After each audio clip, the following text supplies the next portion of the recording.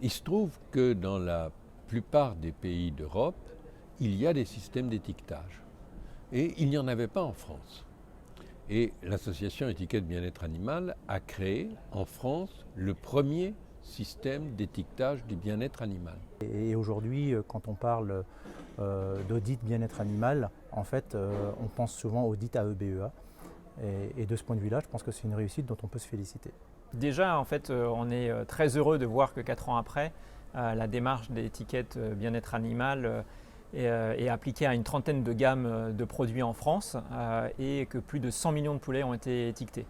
Pour les fermiers de l'Oué, c'était une évidence d'adhérer à ce type de démarche, puisque depuis plus de 60 ans, les fermiers de l'Oué connaissent le bien-être animal. Quand l'initiative a été portée, on s'y est intéressé, on a été fiers d'être la première marque nationale à avoir étiqueté nos produits avec la notion d'un étiquetage bien-être animal. Chez Fermiers du Sud-Ouest, le bien-être animal est une de nos préoccupations majeures puisque ça fait partie de notre politique et de nos engagements aussi RSE. Ça vient venir s'ajouter au label rouge comme un gage de réassurance pour le consommateur. Nous sommes heureux d'avoir pu faire valoir nos arguments de protection animale pour de meilleures conditions d'abattage des animaux et pour des critères plus innovants. La EBEA, finalement, ça nous permet de valoriser nos démarches innovantes en matière de bien-être animal. Et du coup, chez Franprix, on a à cœur de proposer à nos clients consommateurs une gamme large de produits avec des labels de réassurance. Et on se rend compte qu'effectivement, l'étiquetage bien-être animal étant une étiquette très claire, répond à des questionnements du jour, d'aujourd'hui, du client consommateur. L'étiquette répond à ce besoin et permet de faire le lien entre justement les producteurs et les consommateurs et de valoriser les produits qui sont les mieux disants d'un point de vue du bien-être animal sur l'ensemble de la vie de l'animal. Pour CIWF, la démarche étiquette bien-être animal, elle nous a montré que c'était possible de travailler avec les acteurs de l'agroalimentaire, avec les ONG, pour définir des ambitions communes, pour définir un étiquetage commun.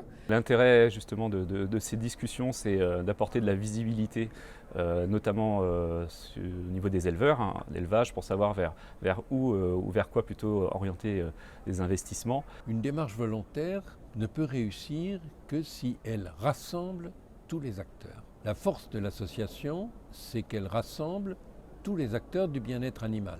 Je crois que ça a été la seule occasion que j'ai eue d'avoir autant d'acteurs différents, depuis des éleveurs avec des modes d'élevage extrêmement différents, des transformateurs, des transporteurs, des abatteurs, des metteurs en marché. Depuis la production jusqu'à la distribution. Des ONG, des scientifiques.